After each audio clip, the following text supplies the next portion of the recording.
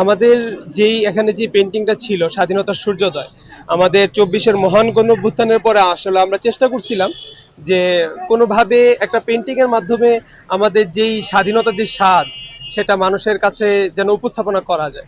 এবং আলহামদুলিল্লাহ আমরা এই আর্টটার মাধ্যমে পারছিলাম এবং অনেক মানুষ আমাদেরকে এর জন্য ভালোবাসা দিছিল। এর সাথে অনেক মানুষ সংশ্লিষ্ট ছিল যারা এই ব্যবস্থাপনা করছে সব কিছু। তো এটা আসলে দেখা গেছে যে আমাদের ব্রাহ্মণবাড়িয়াকে বাংলাদেশের সামনে নতুন করে পরিচয় করায় দিছে যে আসলে আমরা তরুণরা কি করতে পারি এবং আমাদের তরুণদের যে মনের ভাষা এই আর্টের মাধ্যমে প্রকাশ পাইছিল।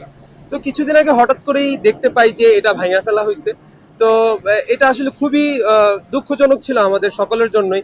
এবং অনেক মানুষ এটা নিয়ে কথা বলছে, মিডিয়াতে যে যার যেই মত প্রকাশ সেটা করছে এবং সবাই এটাই চাইছে যে এটা পুনরায় সংস্কার করা হোক এবং আমরা এখানে এটা চাই।